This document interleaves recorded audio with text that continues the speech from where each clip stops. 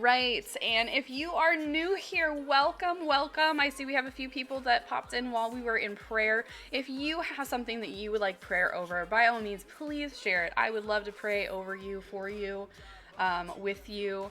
If there's something that you would like prayer over, maybe more privately, feel free to reach out in a whisper here or what have you. I do need to, I just realized I do need to update my, the Tiny CC. It's OMS server now. If anybody does want to join the Gilded, you can reach out to me there. It's like a Discord, but it's Gilded. We chose Gilded instead of Discord. But welcome. You are so welcome here. You are so loved. I'm so glad to see you here. And we are going to jump into our Bible study this morning. So we are in a series called Healthy You. And this series is really kind of focused on like the self-esteem aspect of health. So kind of a mental health a little bit. And this week we are going into the topic of relationships, healthy, God-glorifying relationships, and what that looks like and what they should feel like, right? So that's what we're going to be focusing on this week. If you missed last week we hopped into the topic of rest. All week we talked about rest, and we had some amazing conversations on that topic. And if you missed that, we actually have a Bible study blog post that is in the channel. You'll see the Healthy You Rest little picture there. So you can go directly to that post if you would like to see what part of that conversation was and read that blog post. We will have another on Wednesday. And we will go through it together on Wednesday morning in Gilded Voice Chat Bible Study that's a little more private. So for those of you who are new, who haven't been here, who haven't spent a lot of time here, or maybe you just haven't come to our Bible studies yet, or gone to our blog at all, we have a lot of cool resources for just filling you up with the Word of God. So hit those up and welcome. So good morning, everybody. I'm so glad y'all are here. Thank you for those who are lurking, whether you're lurking while you're working or just lurking while you're putzing around or you got other stuff going on, whatever the case may be. Thank you all for being here, for spending time with us in whatever capacity. I apologize somewhat in advance for my allergies. My allergies are a little funky this morning, but it's the season for it, right? So we are going to jump in to a couple of things. Our verse of the day this morning is Galatians 5:14. Okay, but we're going to read a little chunk. We're not just going to focus on just the verse of the day, but I'm going to read the verse of the day. We're going to read around it as well, because this is so relevant to our topic on relationships, okay? If you at any point have other verses or questions or thoughts or what have you, please share them in the chat. We do have a nifty little bot that if you just put like the name of the verse, like the book, the chapter, the verse number, the bot will populate the rest. So you can do that. And definitely like join the conversation if you would like to.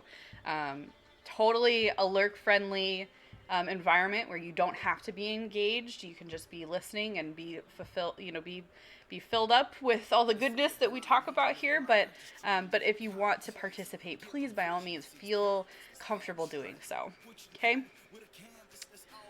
Okay. So our verse of the day, I'm going to start with verse 13 and go through verse 18. So we're in Galatians chapter 5, starting at verse 13, okay? You, my brothers and sisters, were called to be free, but do not use your freedom to indulge the flesh. Rather, serve one another humbly in love. For the entire law is fulfilled in keeping this one command: love your neighbor as yourself. Excuse me. And that's our verse of the day. For the entire law is fulfilled in keeping this one command: love your neighbor as yourself. If you bite and devour each other, watch out, or you will be destroyed by each other. So I say, walk by the Spirit, and you will not gratify the desires of the flesh. For the flesh desires what is contrary to the Spirit, and the Spirit what is contrary to the flesh. They are in conflict with each other, so that you are not to do whatever you want, but if you are led by the Spirit, you are not under the law. Okay, so first I wanted to skirt, right? Like, when we talk about, like, the flesh and the spirit, so often it's just like, oh, you're totally talking about that totally inappropriate topic that we're not going to bring up on Twitch, right? Like, you know what I mean? Okay, so I just want to point out that's not the only thing that's relevant here. That's not the only thing that means, okay? So when you talk about the flesh, you're mainly referencing like human desires, right? Like, not just that, like, that's not the only thing that people desire, okay?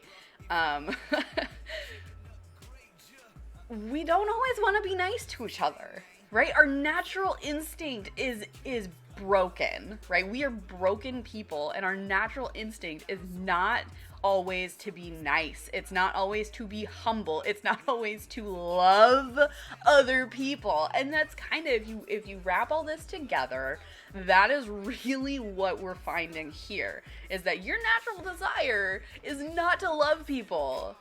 But if you love others as you love yourself, because let's face it, we may not always, think that we love ourselves, but we love ourselves. Like, we take care of ourselves. We make sure that we have what we need, right? Like, we keep going, right? We take care of ourselves, so we should also be taking care of others.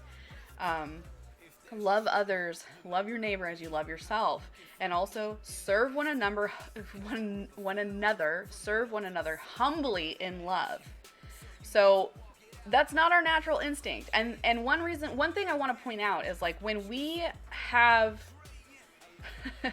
read through the commandments, the 10 commandments, right? Are any of those a natural instinct that people have? No, not really, right? Because we wouldn't need to be commanded to do these things if they were a natural instinct. So many of the lessons that we find in scripture are not a natural inclination that we have. It is not something that we naturally gravitate towards, so we need the reminder, hey, slow down. Don't do what you would naturally be inclined to do. Do this instead. This is better. This will be better for everybody, right? This will be better. Don't do what you're naturally inclined to do. Do what the Spirit would do, right? Walk by the Spirit. Do what God would do. What would Jesus do? Jesus would love everybody, right? Like, there's that little cliche that we say, that we said as kids. What would Jesus do? It's so relevant. What would Jesus do? He would love people, okay? So when you hear about, desires of the flesh and, desires of the Spirit, or live by the Spirit, desires of the flesh isn't just that topic that we're not going to talk about on Twitch, right? It's what people are naturally inclined to do, right? We are broken. We are broken people. It's not something that we should be offended about. It's just fact. We are broken people. Ever since the fall of man, when Adam and Eve got cast out of the Garden of Eden because they sinned, right? Ever since then, we're all broken people just trying to be more like Christ, right? That's the goal, to be more like Christ. So, don't be like the world. Don't be hateful. Don't be hurtful. Don't, get just super angry over something petty. Don't freak out. Don't be selfish, right? All these things, it goes on to say, the acts of the flesh are obvious. Sexual immorality, which is the one that we're not going to dive into, right? Impurity and debauchery, idolatry and witchcraft. Idolatry, you're putting things and maybe other gods, other people, yourself. You're highly esteeming something else above God, right? That's idolatry. hatred, discord, no, not discord like, our voice channel dealio, discord like conflict, tension, right? Jealousy, fits of rage, selfish ambition, dissensions, factions, and envy, drunkenness, orgies, and the like. I warn you, as I did before, that those who like this, who live like this, will not inherit the kingdom of God. So if you are hateful, if you have, idols, if you are going after selfish ambition, if you are living in jealousy, in, envy, rage, all these things, you are not living by the Spirit. Okay? Living by the Spirit is loving your neighbor as yourself. Serve one another humbly in love. That is a healthy relationship right there. And I love, in other areas of scripture, love your enemy, right? Love your enemy as well. It's not just love people if you like them. It's love everybody. Love your neighbor. Love them. Just love people, serve people, and don't chase after selfishness. Don't chase after your own interests. And that is like the prime starting point. Like if you are like, oh my gosh, I have no fulfilling relationships in my life. All my relationships just feel broken. They just feel like, oh my gosh, why do I have these friends? Why am I in this relationship? What is going on here? Take a step back and look at where you are, okay? Don't just point the finger. We're all guilty of that, right? Like that's just a natural habit of just, oh, well, it's their fault. Oh, well, if they would do this. Oh, well, if this would happen. No. Take a step back. Slow down, okay?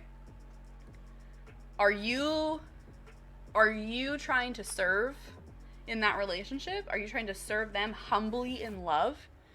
Are you exemplifying love in that relationship? Truly, that. Ask yourself that. Are you being loving in that relationship? Do you know what love looks like? That's our next topic. Okay, let me read this. I don't think I desire or am inclined to kill people, and yet the commandments felt the need to specify it, which really makes me question humanity as a whole. Once again, dude, I see all over the news. We are constantly, finding new documentaries on serial killers and, all these horrible murders and mass shootings and all these horrendous things that are happening. I mean, even look at all the crazy tension that's happening. And I'm not trying to bring a bunch of, crazy into this space, but that commandment is there because a lot of people need that there. And we need to know, that is completely not okay, right? Not okay. Okay?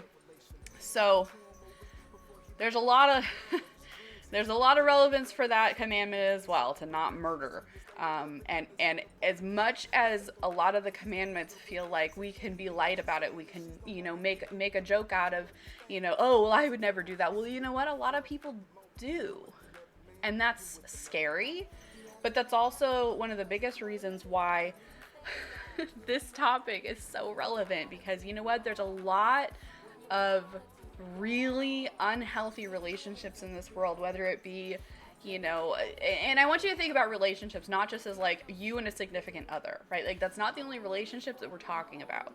We're talking about relationships like maybe you and your kids, you and your parents, you and your siblings, you and your friends, you and your coworkers, you and an acquaintance, you and someone you just met, you and someone you really don't like. Someone you really don't get along with. Somebody you fight with all the time, right? It doesn't have to just be people that you legitimately are choosing to be in a relationship with, right? It is basically everybody you come into contact with. There's a relationship of some kind there, even if it's just acquaintance status, right? You don't really know each other, but you now have a relationship because you came into contact with them. So there's a relationship there. Even this applies to that kind of a relationship, okay? Love your neighbor as yourself. Do I know all my neighbors? No. I'm probably a terrible neighbor, but no, I don't. But you know what? I am still loving to them. When I come into contact with them, I, go get the mail or whatever.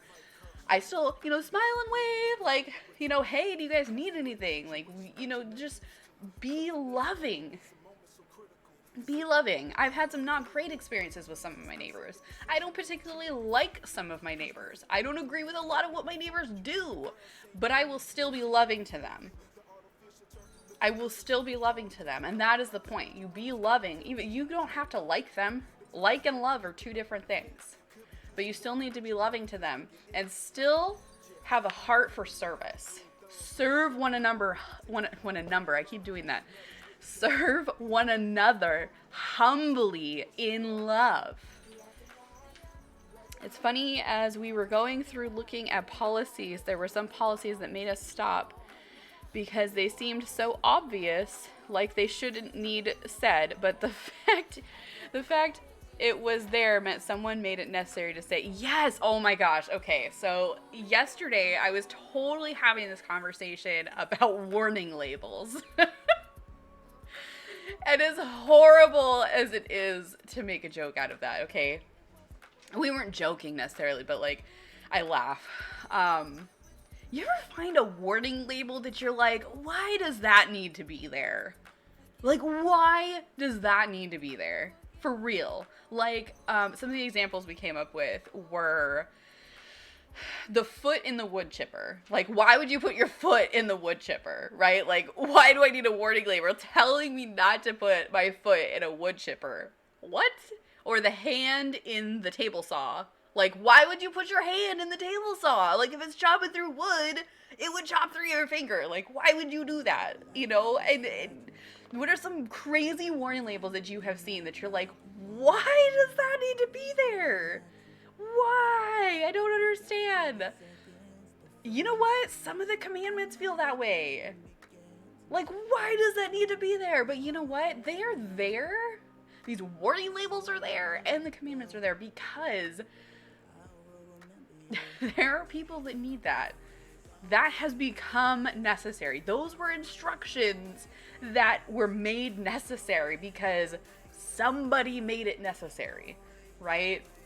Let's be honest, okay? If there was no commandment and no instruction in the Bible saying, don't murder, there would probably be a lot more killing in this world. And that's horrifying. And I'm not making a joke out of that, but like, seriously, a lot of people, they know that it's wrong and they know that it's a sin and they know that, that is not something that's okay to do because it is a commandment from God, right? So just, because that was a specific one that was brought up, we'll just hit that on the head, right? These instructions are there because we need them. Whether we think we need them or not, we need these instructions. And maybe we don't need them as much as somebody else, but we all have our weak points. We all have unique needs. We all have unique struggles that we need more of God in that, because without more of God, we're not gonna get through it on our own. And that's just human nature, right? Before God gave the commandments, mankind knew it was wrong. Cain was punished. Right. But a lot, I'm not saying everybody would just, it's okay. But a lot more people may not refrain from it if it wasn't a commandment or a law, right? Like, there's laws as well, like human laws, like don't kill people, right? Like, obviously there's consequences. But point being, right, there's things that, if it wasn't a rule, if it wasn't a commandment, if it wasn't not necessarily just in the Bible, but like in society, if people didn't have the warning labels, then a lot more people would do the thing that the warning label warns against, right? The warning labels are there for a reason, and we need to heed them, whether we personally need them or not, right? Like, they're there for somebody. Just like an area of scripture, you may read a verse and you're like, oh my gosh, like, this speaks so clear to me. Like, oh my goodness, I needed this. This is so perfect and relevant to me, and then you share it with a friend and they're like, cool, like, cool, it's a verse, right? Like, sounds great, like, cool. And you're like, what? Like, how does this not, like, speak to you right now? It's kind of, it's kind of the same thing. Sometimes things are going to be meant for somebody, and sometimes they're going to be meant for somebody else. You think about prisoners that reform due to finding Christianity is a good example of commandments making a difference on that level. Exactly. Thank you. Yes. Yes, for sure.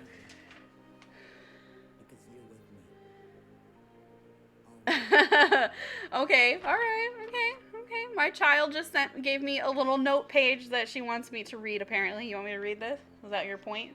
You want me to read it?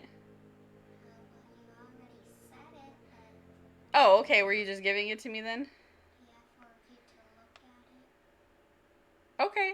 Well, I'm going to read it anyway. She just gave me a little note page. It says, love your neighbor. Am I trying to obey God? Also, love your enemy. Be loving to anyone, even if you don't know or like them. We sometimes feel like saying, why does that need to be there, God? But it is a commandment from God.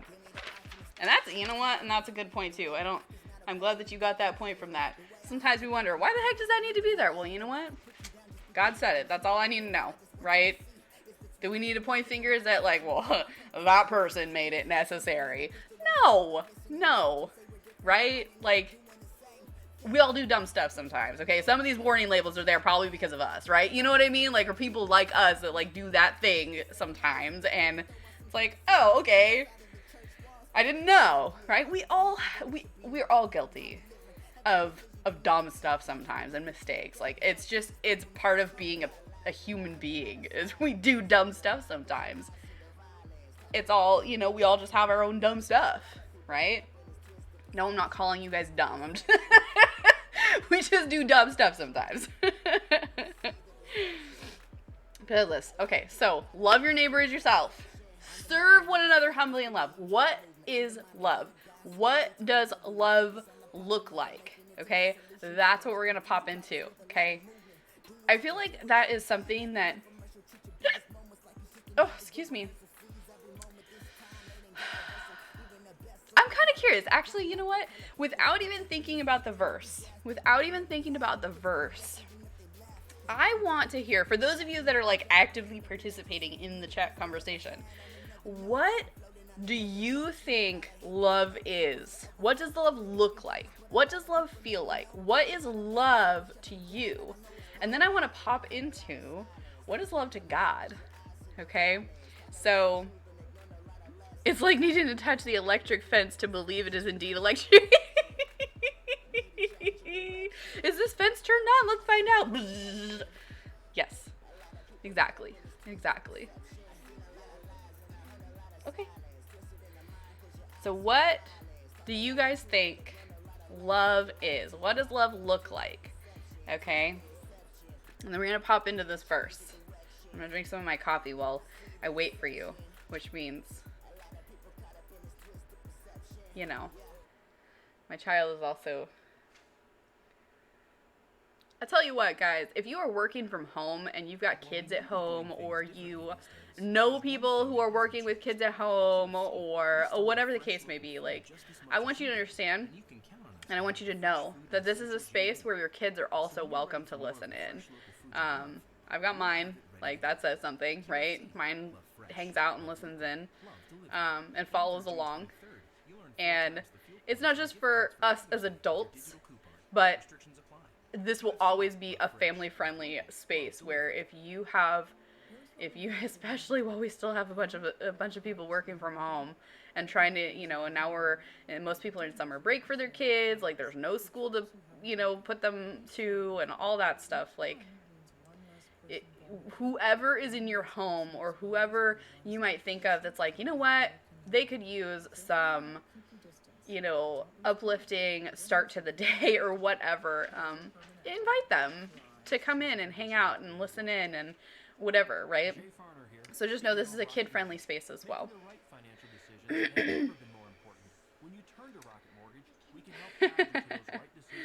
Okay, so, I see that people are probably a little nervous or hesitant or unsure about their definition of love, and I actually really expected that. Um, my child was brave enough to give me her explanation of love. Love to me is like liking, but a whole lot more, and they help you. Okay, all right. That's okay. Here you go. Give that back to you. All right, we're going to hop into, to me, real love, thank you, brave soul. To me, love is selfless, where you don't stop and think about what you are getting out of it, but are simply there for the other person. Okay, all right. I made a latte this morning, and I'm so thrilled. I'm sorry, I'm just gonna take a couple big gulps of my delicious coffee for a moment, and then we're gonna jump into what love is biblically. What does God say love is?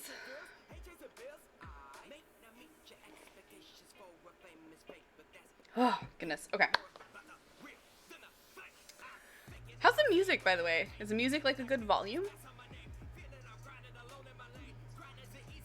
Let's find you. Their volume is probably different. Okay, guys. So we're gonna do POTD in chat here. Oh, you hadn't noticed it? Oh, okay, so is it you hadn't noticed as in you can't really hear it, or you hadn't noticed as it's perfect background music level? Just always gotta make sure, because different times the music tends to be different kind of volumes. Okay, perfect. Okay. Hold on. Okay, so what is love? What is love according to God, according to Scripture? What is love? Love means something different to a lot of people, okay? We love different things. We say that we love different things. We use the word love very willy-nilly. We just kind of throw it around. I love this song. I love this shirt. I love this weather. I love this piece of paper. I don't know. You know what I mean? I love everything. But what does it mean when you have relational love with somebody? And that doesn't mean, again, that's not just you and your significant other.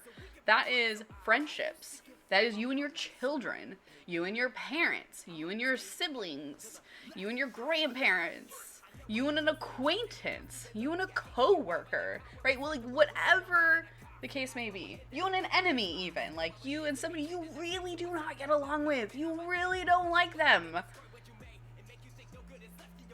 Love has such incredible power. And let me tell you, I have seen time and again, and I have experienced time and again, when you love people, even when you don't like them, or you think you don't like them. Let me tell you, when you are in that relationship, like them or not, and you just exemplify what real love is according to God, it has such power to transform you and the other party of that relationship. Okay? Such incredible power. And when you exemplify love to God's standard, what God says love is, you glorify God in that relationship, and you have an opportunity to bring somebody else closer to God because you are showing God's love to them. Again, whether you like them or not is irrelevant. Completely irrelevant. I have plenty of relationships in my life that I am not thrilled with what the other person does, how the other person treats me. But I will always do my best to exemplify what God says love is, so that he can be glorified in that relationship, and he can plant seeds in that relationship, and these people can find more of Christ because I'm bringing love into that relationship. I'm not, throwing dukes up, right? I'm not getting defensive. I'm not, if a fight is instigated, I don't feed into that, right? If somebody is not nice, I don't go, you're horrible, you're mean, like, what are you doing? Like, get out of my face. No, you be loving. Always. Okay? No matter who it is that you're in relationship with. Again, not just significant other. Okay? There's such a stigma. There's such a stigma in our society, in our culture of relationships are only between, the significant others, your spouse or your girlfriend or your boyfriend or whatever. No, okay? That's not the only kind of relationships, okay? You need to get out of that mindset if that is your mindset. You are in relationship with everybody, okay? There's just different levels of relationship. You should be in relationship with God. And in every relationship, every single relationship needs love. Okay? This is what love is according to God.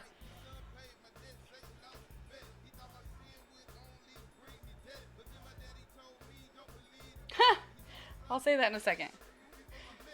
My child is proving that she listens to me. Okay. So we're going to hop over to the love verse. All right, 1 Corinthians chapter 13. 1 Corinthians chapter 13. Hint, hint, nudge, nudge, child. 1 Corinthians chapter 13, verse 4 through 7. All right? What is love according to God? According to Scripture, what is love, okay? Love is patient. Ooh, already. Ouch. Am I patient? Probably not. Ow. Love is patient. Be patient with people in every situation, in every conversation, in every relationship. Be patient. Everybody has their own pace. Okay? I feel like one thing that I try to remember, patience has been one of my biggest struggles in life. And I know that I'm not alone in that. Patience is something that is so easy to struggle with and not very easy to master. Remember that everybody's going at their own pace. You may be further ahead in one area. Maybe you are more, you are further along your faith journey in some areas than somebody else. And you see somebody doing something that you're like, why are you doing that? Going back to the topic of warning labels. Why are you doing that? There's a warning label right there, right? Like, you should know this is not what you should be doing. That's not patient, okay? They may not know that yet. They may not be there yet. That might not be where they are at in their relationship with God yet. That may not be where they are at in their relationship with their friend, with their coworkers, with themselves, for goodness sakes. Like, let's talk about that for a second. Relationship is with yourself, too. Are you patient with yourself? Are you patient with others? If you struggle with patience, just pray for God. God, remind me that everybody has their own pace and that you set that pace. Ooh, God sets the pace. Everybody has their own pace, okay? So everybody's got to go at their own pace. We'll learn at their own speed. We'll figure things out at their own time, right? And we need to have patience. Patience with other people, okay? I want to point out, too, that patience is the first trait of love. Again, instructions are not there because we're naturally inclined to do them. Instructions are there because we're probably not naturally inclined to do these things. So if you are not naturally patient, you are not alone. This is there for us, guys. This is there because we need the reminder that love is patient. And we need to be loving everybody, so we need to be patient with everybody. Heck, I lack patience all the time. Do I lack patience all the time? No? You think I'm pretty patient? Well, that's good. My child thinks I'm patient. That's that's fortunate. I know that I could be more patient, and I strive for that. And if you lack patience, which, I think everybody lacks patience at times, just pray for God to remind you that everybody has their own pace. Think your child is biased? Yeah, she's probably trying not to get in trouble. Okay, so patience. First trait, first thing that they're pointing out, that God points out for love. Love is patient. Okay? Be patient with yourself and with those around you. Let God set the pace and honor that. Okay? Don't try to go faster than what God is setting the pace to be for whoever, whatever the case may be. Okay? Love is kind. Love is kind. Oh, it is so hard. I think even okay, I know we're talking to gamers right now, primarily, right? Is it easy to be kind to everybody in your games? Is it easy to be kind to yourself in your game? If you lose, if you mess up, if you die, right? Is it easy when you see that game over, or, whatever, or resurrect, or, whatever the case is it easy to be kind to yourself? Is it easy to be kind to somebody who just did something, that you think is totally, dumb? Why did you do that? You should have done this, you should have done that. Is that kind? No. Is it kind when gosh, I could come up with a million examples, right? Is it easy to be kind? No. Is it a lot easier to be kind when you have patience? Yes. It is a lot easier to be kind when you are patient. Notice, patience came first. Kindness is directly after. And I think kindness is really a tangible result of patience. When we are patient, it's a lot easier to be kind. And we need to have both. Be kind. Don't be mean, right? Don't get an attitude. Don't get overly stern. Kindness goes a long way. Just because somebody upsets you or hurts you does not mean that you get to or need to be mean. Kindness is always necessary. Kindness doesn't cost a thing. I promise you, kindness will always be free. But I tell you, kindness can plant some seeds, man. And with kindness, you can reap an amazing harvest because you are planting seeds. Sometimes maybe you come across somebody and they have not had somebody be nice to them all day. They might not have had somebody be nice to them all stinking day. They might not have had somebody be nice to them in the last 10 years. I have met people, flat out, cranky people, who have not had anybody be genuinely kind to them in years. And usually, I find out it's because they have a cranky bad attitude. And so people just automatically are cranky and mean to them. I don't care if somebody is mean to you. That doesn't give you the right to be mean to them. That doesn't say love is kind if they're kind. Love is patient if they're patient. No, love is just kind. It doesn't, we don't see do unto others as they do unto you. Be mean if they're mean. No. Be kind if they're kind. No, that's just be kind. Be kind. Be kind. Always, okay? It is hard work, and that's why it's an instruction, okay? Remember that. It's not always easy, but I promise you it's always worth it.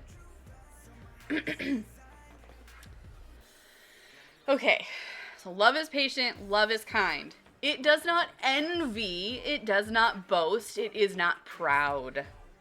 Okay, envy. Envy, what is envy? Envy is when you see what you think somebody else has. You perceive that somebody else has, or is doing, or whatever, and you want that.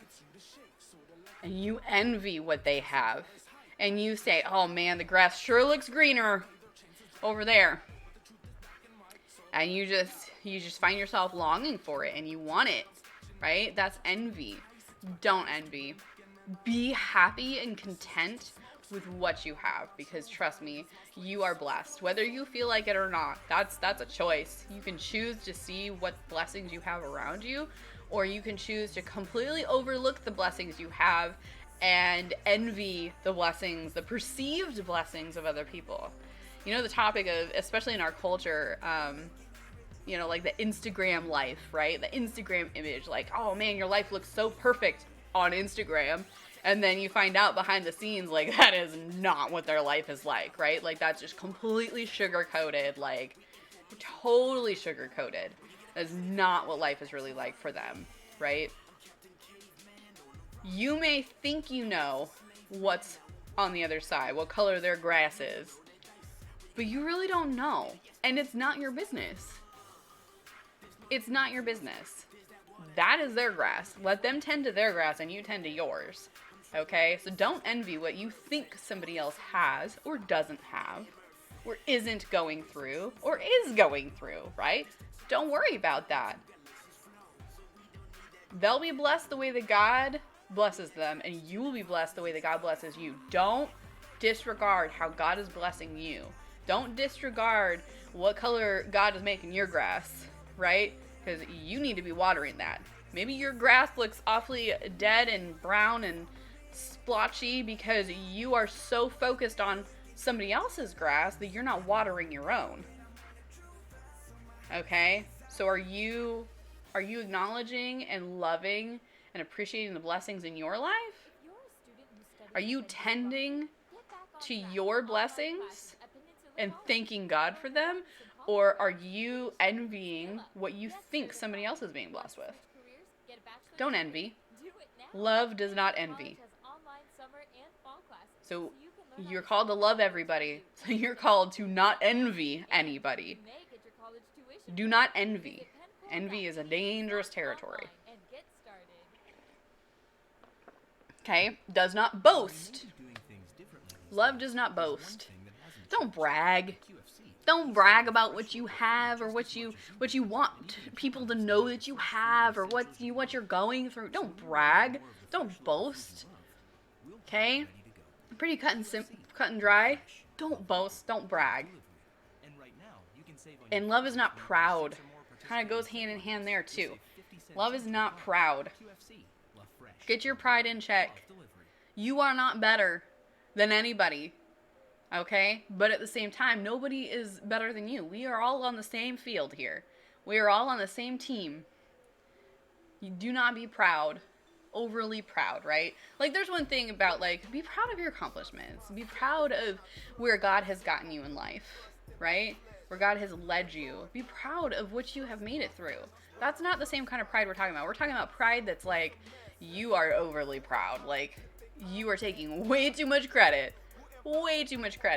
for whatever you have, right? Maybe you're overly proud about your position at work. I worked my butt off to get here. And I did the work, and I earned this. I deserve this. No, God gave that to you, okay? I'm talking about this all the time. You didn't earn it. You don't deserve it. None of us earn or deserve what we have. God chooses to bless us with what we have. So don't be proud. You didn't earn jack squat, okay? Get that pride in check. Love is not proud.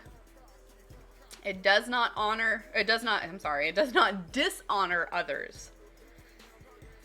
Love does not dishonor others. Cut and dry. Love does not talk smack. Love does not slander. Love does not gossip. Okay, so are you dishonoring others?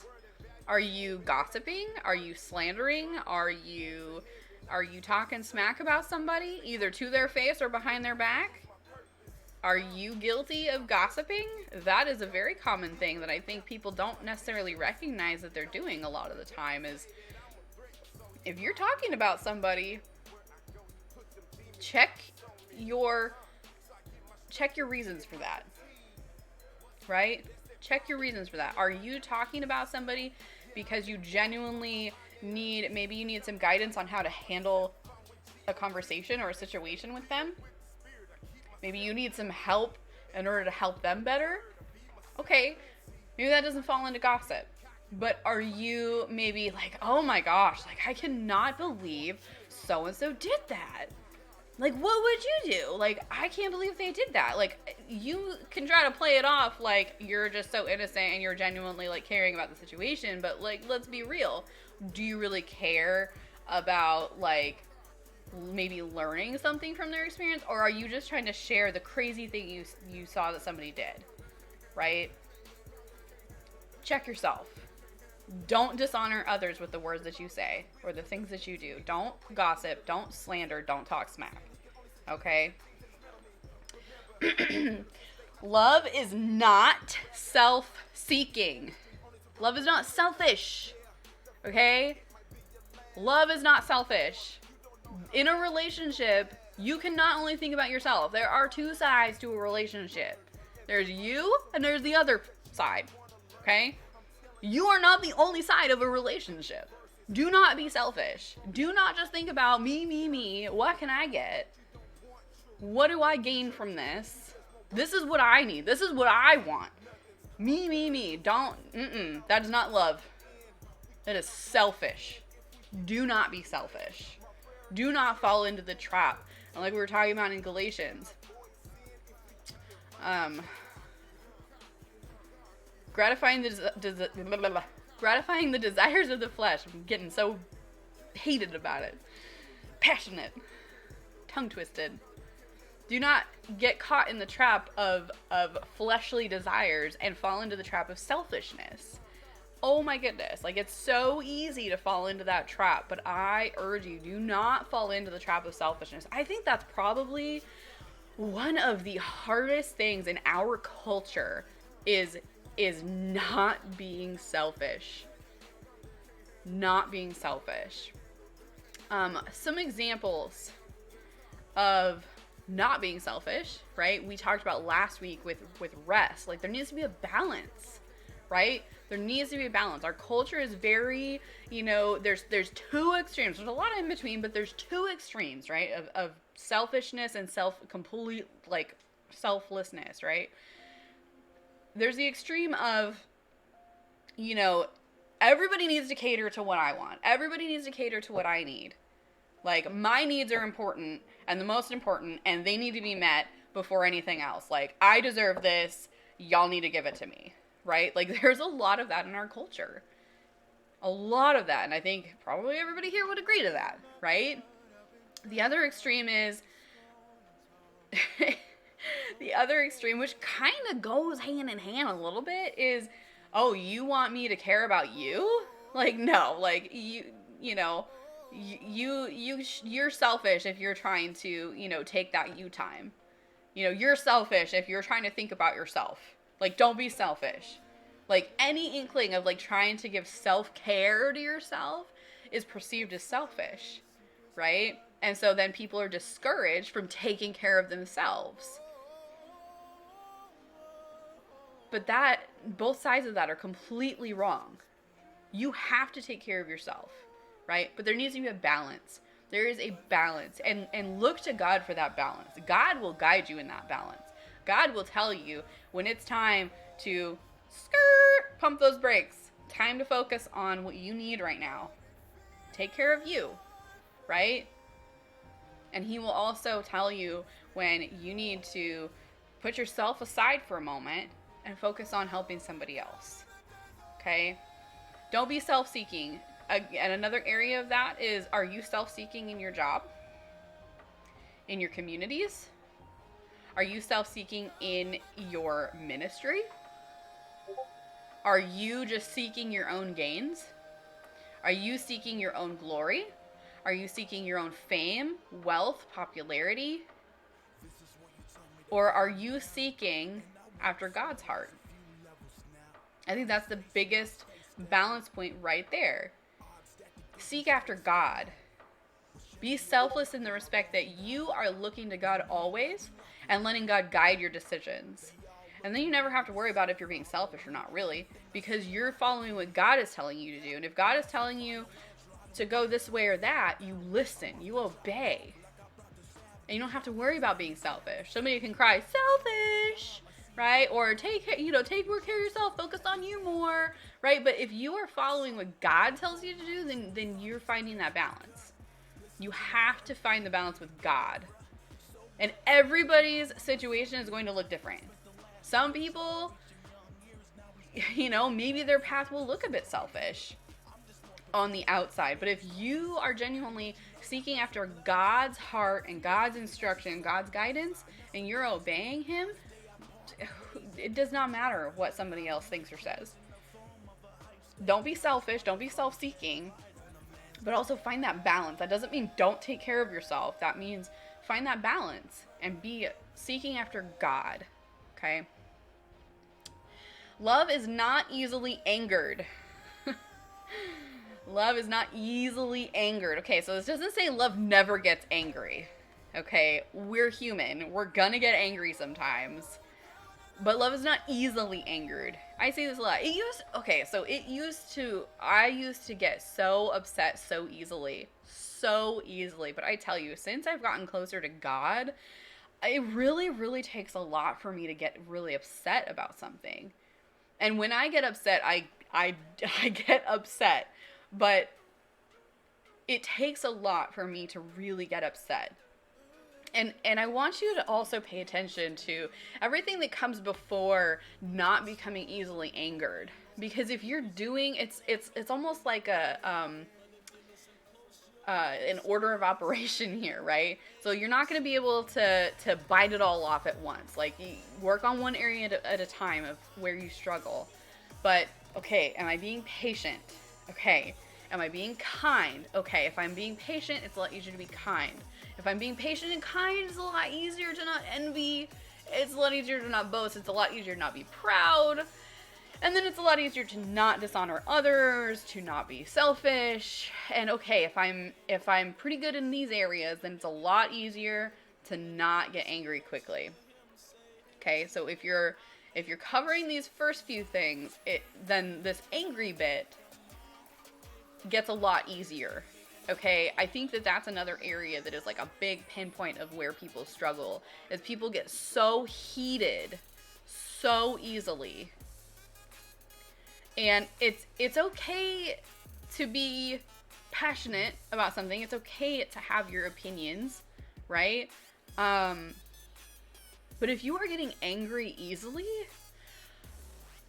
I recommend you check these first few options here. Or not options, I'm sorry. These first few instructions here. Are you being patient? Are you being kind? Are you envying? Are you boasting? Are you proud? Are you dishonoring? Are you self-seeking or selfish? Okay, if any of those you say no to or yes to, the opposite of whatever you should be saying, right?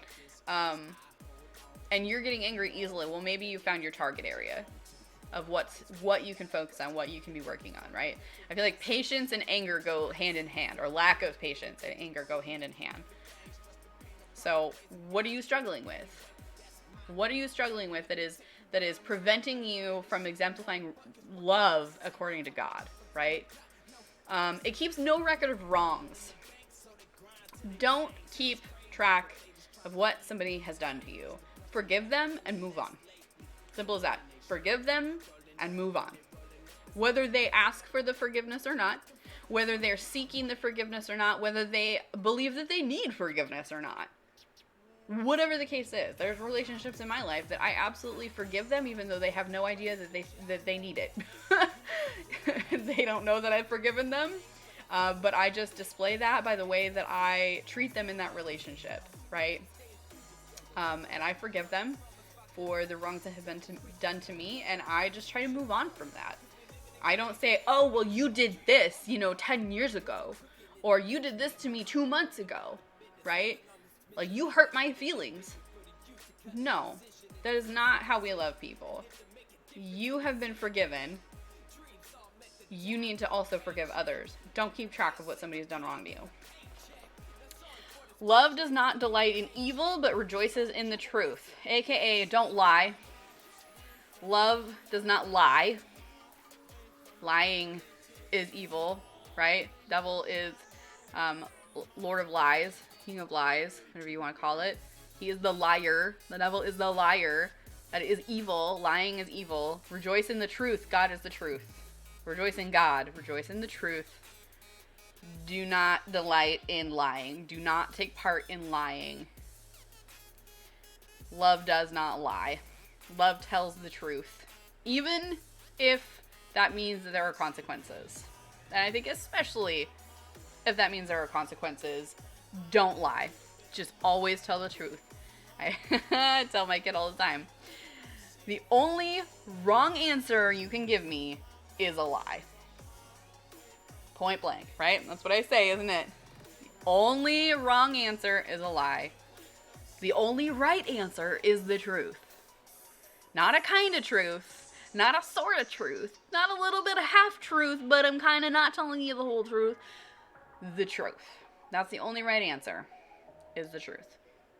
Love always protects, always trusts, always hopes, and always perseveres. Relationships, it doesn't matter if you like somebody or not. Protect people, right? Look to God for guidance on that. Trust, love always trusts. That's a tough one, man. I think a lot of people live by don't trust people until they earn it, but I believe in trust people until they break that trust, and then maybe have that conversation and rebuild, right? That's my personal take. I'm not saying that's necessarily wrong or right, but love always trusts. Forgive easily, right? So even when somebody breaks trust, it says always trust. Trust them. Again, give them another chance. We all deserve another chance. So that doesn't mean, oh, they broke that trust and I'm totally going to write them off. No. That means forgive them and move on. Again, always hope for them.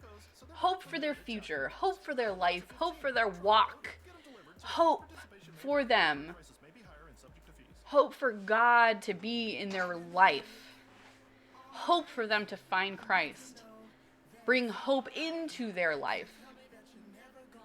And love always perseveres. Love always wins. Love always wins. I think that's like the most important key here is love always wins. It's a long, hard road sometimes. And it is work. Love is work. Love is a choice. Love is a choice that you have to make every moment. Every opportunity is a choice you have to make.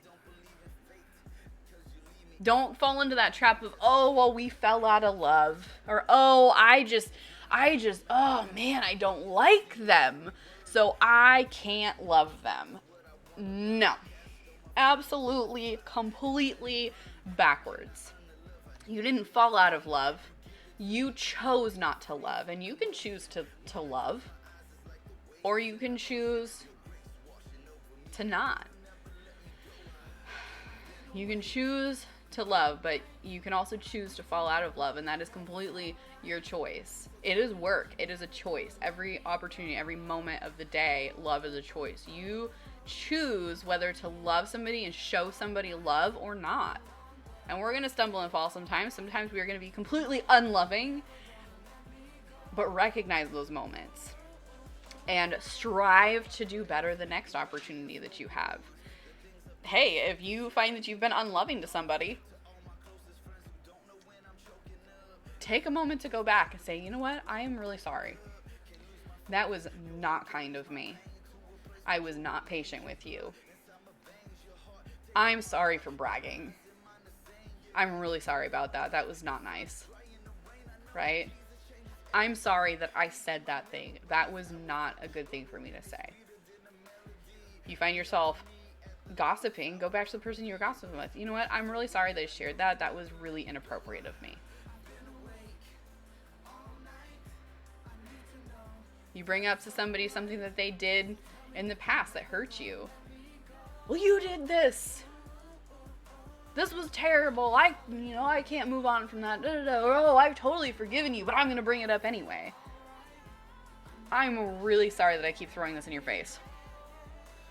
I will try to do better about that, right? you find yourself lying, go back. Hey, you know what? I'm really sorry, but I lied about that. And I want to make it right. And I want to tell you the truth. Ouch. Make a point of telling the truth. Correct yourself. Don't always wait for the next opportunity, right? Sometimes you need to go back to a conversation, go back to the person and say, you know what? I'm sorry. I was wrong. We all need to get better about that. Okay? Love rejoices with truth, right? And sometimes rejoicing in truth is going back and apologizing and admitting, I was wrong.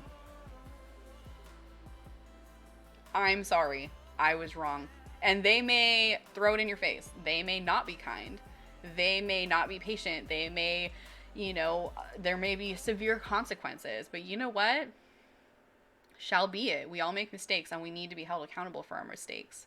Let God guide you on that. Let God guide you and tell you, like, in this moment, what do you need to do to correct this problem? Sometimes it will be the next opportunity, do the right thing. And it's always the next opportunity to do your best to do the right thing, right? But sometimes you do need to go back to a person, go back to a conversation and be honest. I'm sorry. I messed up. I was wrong. And just do your best to make it right. Do your best to just, you know what? You need to put yourself in the right spot. And even if they don't accept it, that you put the ball in their court. You have done the right thing by going and apologizing, right? And admitting that you did something wrong. Sometimes you just need to bring it to God. We always need to bring it to God, right? But sometimes we don't necessarily need to bring it to the other person. But I want you to remember that option is definitely there. Sometimes we do need to bring it back to another person and say, you know what? I'm really sorry. I was wrong. I messed up.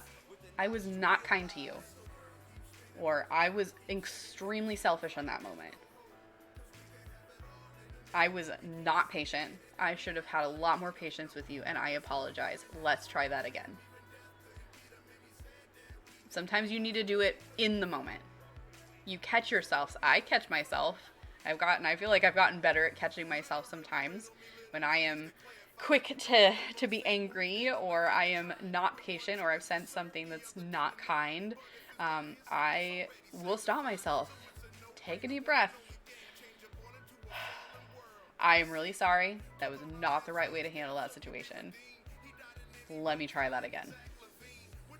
Right? Huh? Yes, you have caught me saying that. I'm glad you recognize it. My child says she's caught me saying that. Okay. So, love, according to God, love is patient. Love is kind. It does not envy. It does not boast. It is not proud. It does not dishonor others. It is not self-seeking or selfish. It is not easily angered. It keeps no record of wrongs. Love does not delight in evil and lies, but rejoices with the truth. It always protects, always trusts, always hopes, always perseveres. And the very first part of the next verse is love never fails. Love will never fail you. If you exemplify love, it will never fail you. You may not get the response you're looking for, but it will never fail you. It will never fail you. And the closer you get to God, the more that you learn about Christ, the closer in relationship that you get to Jesus, the easier it is to display love, because you are filled with His love and you understand it more, and you are experiencing that love from Him, right? And so you have a better understanding of what you should display to others. So if you have relationships in your life, maybe with a coworker, maybe a boss, maybe a child, maybe a parent, maybe a friend, a significant other, whatever the case may be, and you are struggling, and maybe that relationship feels strained, maybe it feels broken, Maybe it's frustrating and really stinking hard. Maybe there is no joy at all in that relationship. I would encourage you to look back at this verse and just meditate on it. Bring it to God and say, God, where do I need to focus? Where do I need your help to heal this relationship, to be on the right path, to be truly loving in your eyes? God, what do I need to do? What do I need to do to really, truly display your love in this relationship? And let him guide you. Be obedient to him and let him guide you in that relationship, and let him really just fill you up and tell you where to go. And humble yourself so that you can be obedient to him. The last series that we went into was empty yourself so that you can be filled up with him, and rejoice always. Rejoice always. Let's not be filled up and then rejoice. That's rejoice always. There's always something to rejoice over. Rejoice that God wants to help you to learn to love better, right? God wants you to learn and to grow and to prosper. And that is what this set of instructions is for your relationships to be healthy and God-honoring, for your relationships to prosper. And he wants you to prosper in all of your relationships with everybody. He even says, love your enemy, right? Don't just love the people that you like. We're called to love everybody. And this is what love looks like. So as we kick off our series on relationships, this is what we're called to do in every relationship we're in. This right here. 1 Corinthians 13, verses 4 through 7. Okay? Does anybody have any questions or any verses that come to mind? We've gone quite long today, which I am not complaining about. And my child has shared another note with me. I want to read it in just a second.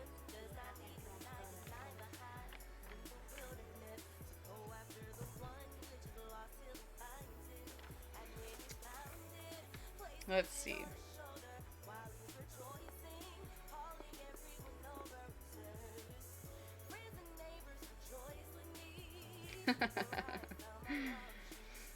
So here's my kid's notes. She said, you also say, you also always say that the kind of people you're with, the more likely you'll be like. That's true. And the same is true in the reverse. You can influence people by being more loving in those relationships. If you're more loving, eventually it's going to rub off on them, and they're hopefully going to be more loving. We have a tendency to be a lot more like the people that we're around a lot more often, right? So you can choose to be more like them, or you can choose to be the influence in their life.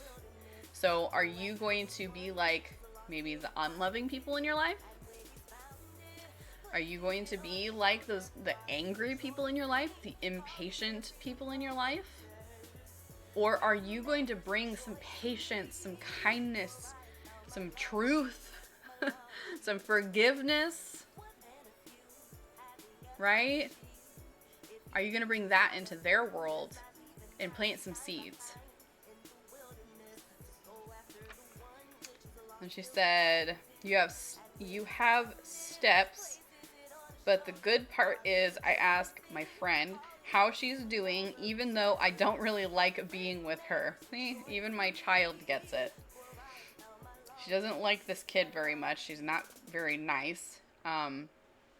But she's still nice to the kid, right? Still be nice to people. You'll still be kind to people, even if you don't particularly enjoy their company. Okay? So, relationships.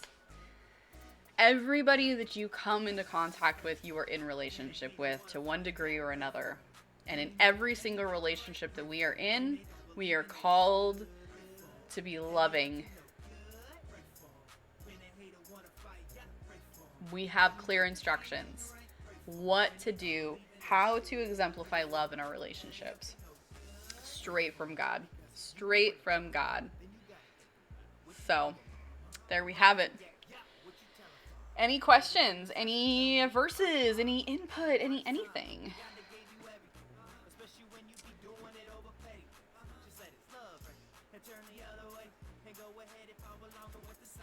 Let's see who we got in here. Lots of lurkers. I love it. I love it. Thank you guys so much for trusting us in the background. I got one of those parts right. I called selfless. Yes. Yes. And for you, because I know you, I'm just going to say selfless with a balance. Okay? Selfless with a balance. That doesn't mean be consumed by helping others and never taking care of yourself. That means there needs to be a healthy, God-driven balance. Okay? In any relationship, all relationships need balance. I don't know what you're talking about. That's all I'll say. That's all I'll say. But awesome. So we have a lot of lurkers. I love the lurking. I hope that this time has been encouraging. I know we got into it's kind of a heavy-ish topic, right? Kind of uncomfortable, kind of awkward, kind of like a don't do this kind of time. But I really hope that it's been encouraging and helpful and a reminder to all of us, because there's definitely, we all need these reminders. I think it's so important that when we spend time in God's Word, and just even, when we were spending time throughout our day, whatever we are doing, it is so important to just spend some time focusing and meditating over the things that we know. Like, we know this, right? We know this, but it's so easy to forget. It's so easy to just lose sight of it while we're going throughout our day. And sometimes we need that reminder of, hey, stop and think a second, okay? Empty yourself. Fill yourself up with God's love so that you can pour that out in your relationships. Empty out that bad attitude. Empty out your impatience. Empty out your complaining. Empty out the envy, the jealousy, the pride, the anger, the lying, the selfishness, okay? The selfish ambitions, the bragging. Empty all of that out. Empty out your bad attitude. Empty out the complaint train. Get off that complaint train and focus on how God is blessing you, because He is. And we all need to open our eyes bigger and see it. See the blessings that God has filled your life with. They're there. They are there. I promise you. Even if it doesn't feel like it, those blessings are there. Focus on those. Let God fill you up with His love, but you got to empty out that bad attitude first. Acknowledge that you're having a hard time with something, whatever it is. Acknowledge it. Give it to God. God, I am sorry. Please forgive me for my crappy attitude today. I'm sorry for waking up on the wrong side of the bed, and I am just not feeling it today, and I just don't want to be here. I don't want to go to work. I don't want to do this dumb task my boss told me to do. Empty that out. God, I am so sorry that that's been my attitude. Help me out, please. Empty it out to Him, and let Him fill you up with His love so that you can be pouring His love out into the lives of those around you, into your relationships. Okay? It is never too late to change back, to turn back, to fix your attitude. It's funny. Yesterday, the sermon that we had for church, one of the things that we're talking about was when parent-child relationships, right? If there's a parent that maybe is distant, that isn't really actively involved, that really is not exemplifying what God says love is in that relationship. It could be, your children maybe are grown in their, 30s, 40s, 50s, out of the house, and maybe you realize, you know what? Wow, like I did not display God's love in that relationship.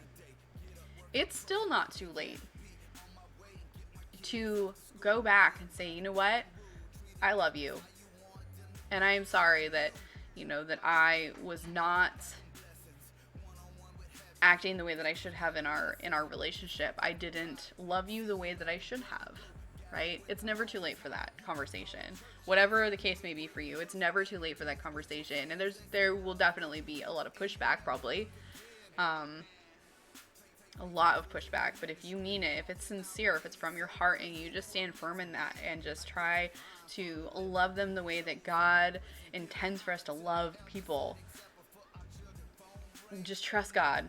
Just lean on God and obey God in that. If He's telling you to go back and try to heal a relationship, and just, it's never too late. If we can do absolutely horrendous things in our life, and God will still forgive us and welcome us with open arms and love us this way, right? With everything He does for us, if He will still do that and love us and forgive us and embrace us, the same can be done in our relationships with other people, whether it be you or the other person, right? You can still display love and fix and heal a relationship. Lean into God and let God guide you in that. Okay?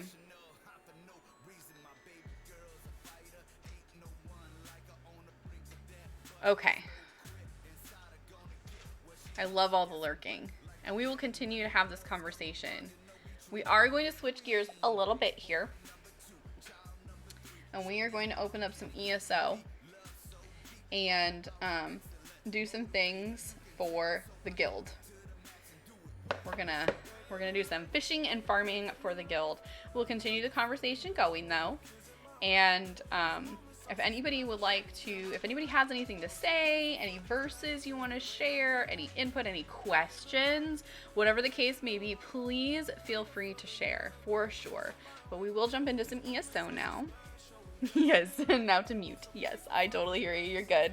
Hello, Johnny. Welcome. Welcome. How are you? I'm like petting my hair. I just trimmed my hair yesterday and it just feels so healthy. Oh my gosh. Oh, you have a verse. Okay, my child is trying to share a verse. What's the verse? Leviticus 19:32. You shall stand up before the gray head and honor the face of an old man, and you shall fear your God. I am the Lord. Is that the verse you wanted? Leviticus. Okay. You shall stand up before the gray head and honor the face of an old man, and you shall fear your God. I am the Lord. All right. That is the verse my child wanted to share. Good verse, kiddo.